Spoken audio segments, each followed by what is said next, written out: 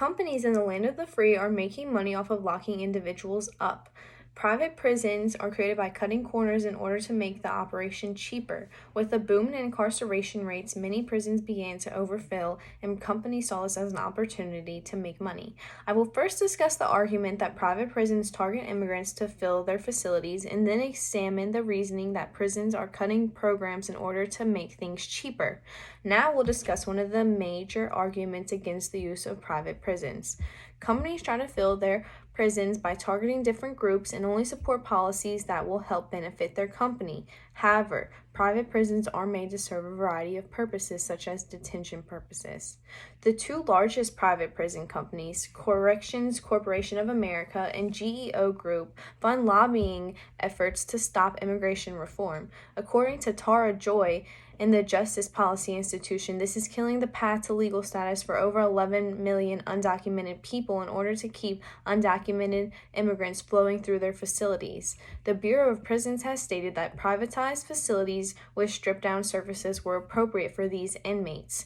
In 2016, under the Obama administration, the Justice Department announced its decision to phase out the use of private prisons. However, Trump decided to reverse this decision, and after the announcement was made, the two leading private prison groups' stock went up. The private prison industry has used Trump's stance on immigration to their benefit. It is clear that these private prisons target certain individuals to fill their prisons. I will explain how unsafe these private prisons really are. Companies that own private prisons try to keep things as cheap as possible because they want a larger profit. Since these companies are profiting the prisons, it can reduce taxpayer cost.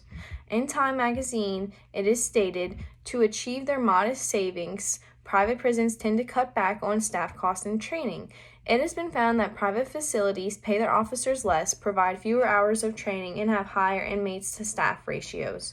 One warden from a private prison, when asked if the guards were supposed to keep their inmates in their cells, he stated they do their best. The officers in charge of these inmates have a lack of training, which leads to many mistakes. Because these prisons have to operate at a 10% lower rate than state-run prisons, it affects the quality and quantity of employees. Private prisons are operating as a business and put many inmates in danger. I discussed how private prisons target immigrants to fill their prisons and how these prisons cut programs to make things cheaper.